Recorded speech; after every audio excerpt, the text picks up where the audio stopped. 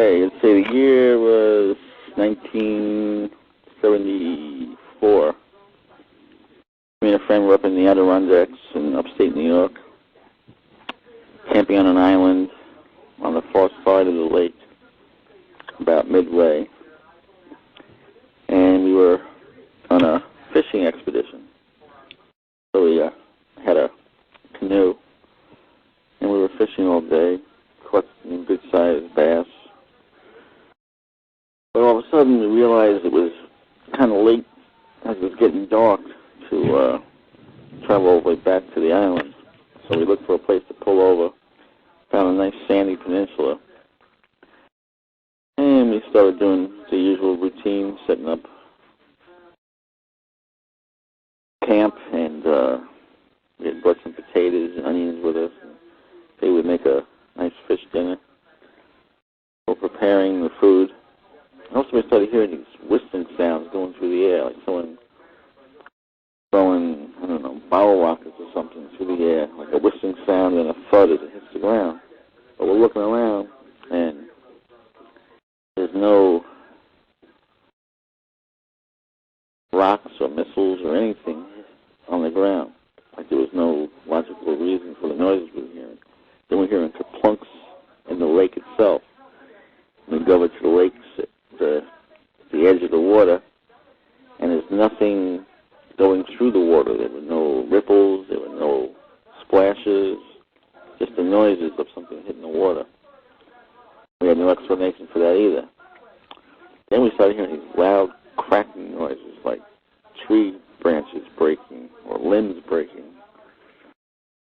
Then some trees, little saplings, actually started falling over in front of us, like someone was making a path through the woods, but there was nobody there.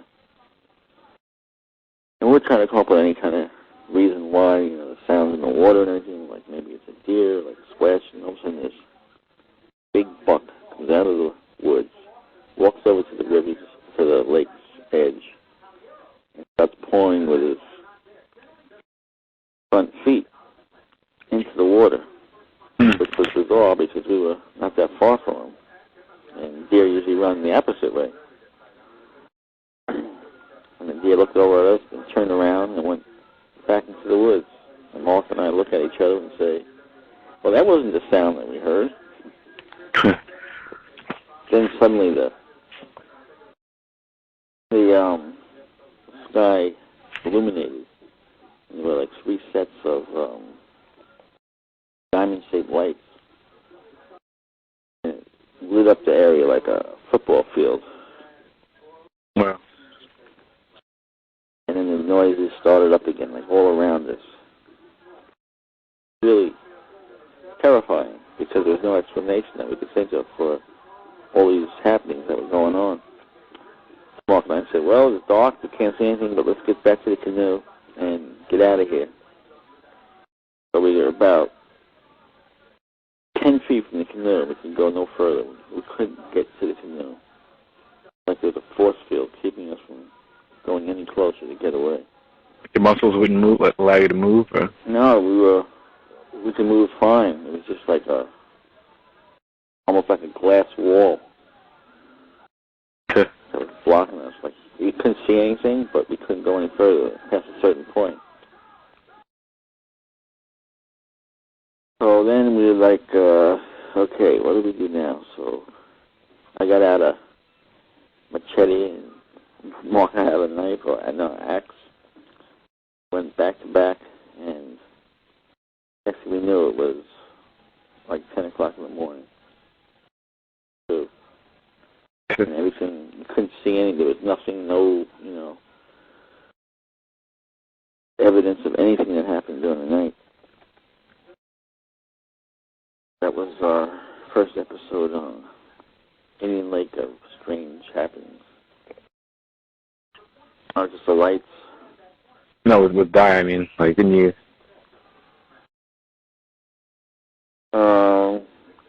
That's when you and Jazzy were there. We were in the cabin. So, like, green, murky lights on the island that we had stayed on.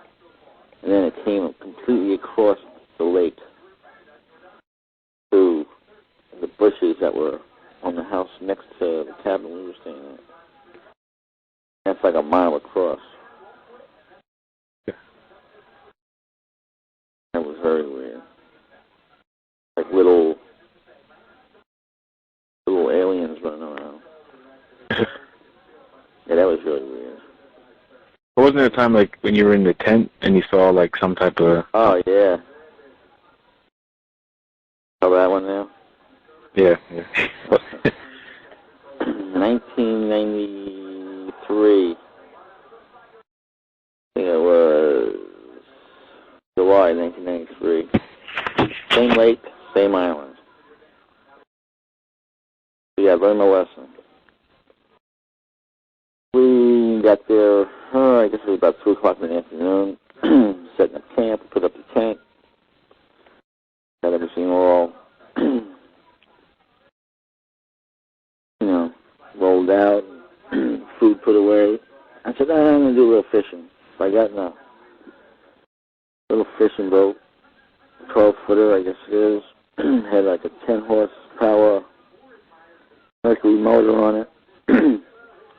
But I had oars also, so since I was fishing, I didn't have to go fast, so I could just row around. And there's another island, it's called Rock Island, that's about 50 feet away. It's just a little bunch of rocks sticking out of the water, but they call it Rock Island. And I'm coming around Rock Island back towards Garrity, which was the island that we were staying on.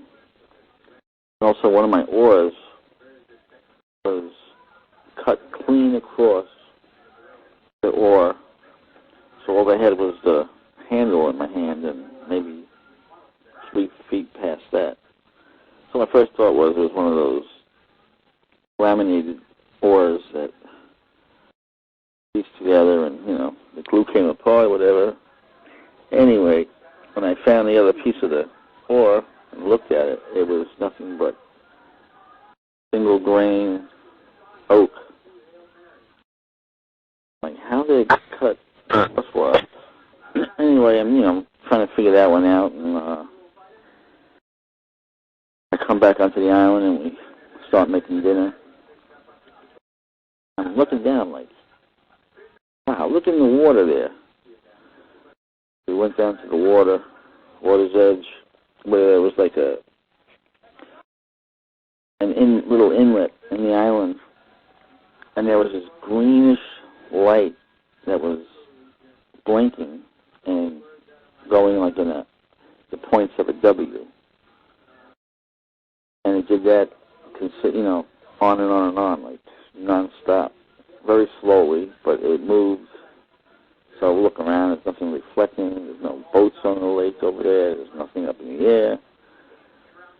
So that was mystery number 2. We go back up to the fire, and down at the Narrows, which is about 10 miles from where we are, where the lake comes down as a little dam and it becomes Indian River. And I see like the same type of light up in the sky. And over the course of about 40 minutes, it was coming towards us up the lake, way up high. Where it finally stopped over the lights and were in the water. And they went in tandem, like they were locked together and did exactly the same movements. Now we had a radio CD player that had died because the batteries, batteries were used already, and then obviously no electricity on the island, so the radio had died. All of a sudden the radio starts squealing and getting like super, super loud, like the volume was on full blast. Even louder than that CD player could do on its own. And all these like frequency modulation changes were happening really loud. Then the mainland, which was about 100 yards to the north of us, lit up like a huge football field.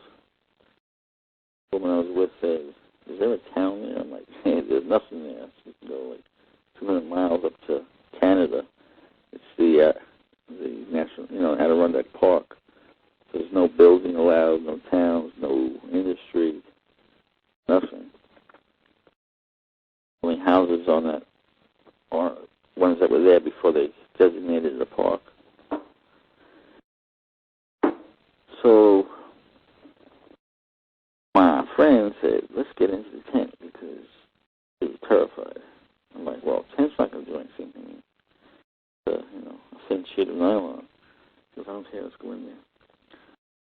So we're in there and talking, and all of a sudden I see this shadow outside the tent that was moving around the tent, but not like somebody walking. It was almost like floating. And it had real long fingers. The head was it reminded me of a squirrel. And next thing we knew, it was like 2 o'clock in the afternoon. Woke up. Now, when you're camping, you get up when the sun comes up usually, around that time, 6, 7 o'clock in the morning. I never sleep later than that when I'm camping. But it was 2 o'clock in the afternoon. And for the next 3 days, there were no other incidents as far as sounds and noises and lights and all that. Sightings. But every night we would pass out like at 10 o'clock and wake up at 2 o'clock the next afternoon. Finally on the 5th day we said, "We're out of here." And we went back to Long Island. But didn't you stop and see Grandpa? Oh yeah, Grandma and Grandpa. Told my parents about what had happened. And my father was looking at my girlfriend's neck, and she had 2 red marks indented in her skin. Probably could explain a lot of things that are happening today. So, I don't know if we were brought aboard ship and used for experimentation or implantation, or who knows. Might explain my daughter. Oh, yeah.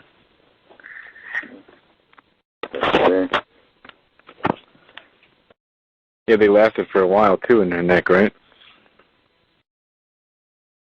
6 years, I think. 6 years. Yeah, I'd like to go back to the island and see if it's still happening. It was scary with the noises and all that. Like, you're in the middle of a lake where there's no people. Yeah. All of a sudden, screaming noises and everything. Weren't the batteries dead, too, in that thing? Yeah. Yeah, so I said the batteries had died.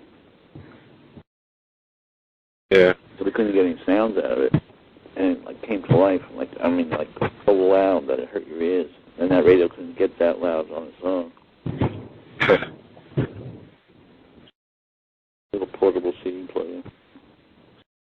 Yeah, like a boombox, right? Yeah, that's what it was. Yeah. Yeah. And then in Pennsylvania, you had and you're putting Katiana to sleep, right? Yep. And there were all these lights around remember the tree we called the mystery tree? yeah, in the backyard. Yeah. The one tree in the center. All these lights started dancing around now. Looked like little fairies. Then we heard like a heartbeat. Boom, boom, boom, boom, boom, boom. Got louder and louder and louder. Just looking out the window, and all of a sudden, owl stops in front of the window and then starts flying backwards. White owl, huge. Disappeared. it was flying backwards? Yep. Like it flew to the window and then literally... And the only bird that can fly backwards is a hummingbird. Oh, wow. Yeah, it was very weird. And then we come downstairs, and we hear this, like, scraping noise on the, we had a little front porch with an overhang. We had 2 chairs on there. We used to sit and, talk or whatever. And 2 chairs were in front of the door, which wouldn't make any sense because that's where we went in and out. We opened up the door to investigate further. And on the other side, there was a road that was about a half acre in front of the front door where the road went. And I saw ghostly images of Native Americans. 3 of them on horseback, and the rest of them were women, children, and a couple of, I guess, warriors that were walking. They looked really sad. As they went by, they turned and looked at me. And then it disappeared. Yeah, that was in the front yard, right? Going in that street right there? Yeah. Yeah. Bittersweet. And when was that? What year? Yeah, you remember? 1999. 99. So it looked, was it, like it looked like real people, like walking? Like just like if real people were walking there? Or did it look like ghostly images? Yeah, I could see through them. You see through them? And you could sort of like see colors of the clothing, but it was like real faded, almost like a watercolor. Weird. But, I mean, I saw details, like what they were wearing.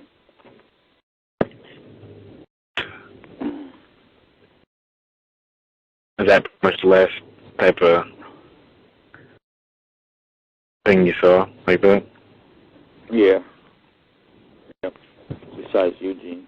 Yeah, Eugene. Everything else has just been on your property now. You just see the crafts, right? For that mothership that time. Yeah, that was. You said it was flying right above your house, right? Yep. I remember you called me. Yeah, that was like weird. So a lot of detail on that, but the thing was so low. Yeah, it was like what, like 50 feet up or something? Yeah, about that. Which is nothing for. I mean, and the thing was like 50 feet long, so it was bigger than my house, that's for sure. At least 50 feet. How long did it stay there? Oh, it was moving the whole time, but it was going like really slow, like, toom, toom, toom, toom, And for something in the air, that's like almost impossible without falling down, Right. Well, with the technology you know about, or we know about. Right, but I mean, Yeah. It wasn't that hard technology. Right. Well. And the belly of the ship was like, looked like an oil hits water and get that iridescence and the lines. That's what it looked like on the belly. It looked like it was alive. Oh, so the ship itself, just on the belly, or was it the entire ship? See, because it was underneath. I was underneath it. Oh, okay. So that part looked. Yeah, okay. So it looked good, like see through. Mm-hmm. But nothing happened. I just like flew over and. Yeah. There were rotating green lights underneath it also, around the belly. How long did it stay there? Well, I went out. I was making a fire in the chimney, and I look over to my left, which is south of the house. Yeah. And I'm like, oh, it's Mars. And I'm like, like 10 minutes later, I'm like, dude, Mars is it's south, east of there. So how could it, that be Mars? And I look, and there was Mars, and that sort of big, bright orange. I thought it was a planet, right in between, like where the power lines are, but up real high. And then I saw a jet going along the horizon to the west. And all of a sudden it makes a 90-degree turn, going right towards this object. I thought it was a star at the time, you know. I didn't know. All of a sudden the star starts moving. Strange. Lights came out of it, and like the orange disappeared. It was almost like it was a chameleon, like camouflage. And then it started moving towards me, like real slow. And the jet went past it and started circling around. The thing went to my tree line, which is 100 yards past the house, to the north of the house. And then it just like disappeared. It moved so fast, it just like was gone. Second. Now, was that the same orange light? Like, I remember when I was there with you and we saw that orange. Yeah, it was like that, only it was bigger. It was closer, or just because it was bigger? Well, probably because it was closer. Yeah. The one we saw kept going like left a little bit, circling left, and then it would go circling right a little bit. Right. Yeah, that was pretty big too. That was like looked like like tangerine or something in the sky. Right. It was like, yeah. It was bigger than any bigger than any planet or. Huh? The sky was alive that night, wasn't it? Oh yeah, with the lights, right? Yeah. What we count, like 25 times we saw something shoot out. Yep. At least. Did we only see white lights that time? I think I only saw white. I think I remember that night. I saw one tonight that was real high up, wasn't blinking, it was white, and it was flying like a drunk pilot. That's the only way I can describe it. Changing direction, like complete, and then following a path that wouldn't make any sense for an airplane. Yeah, exactly. And that's the thing with it. It's they move way too fast, and the ones like the light that I see the most, they only last maybe 4 seconds. Right? And you saw that that time.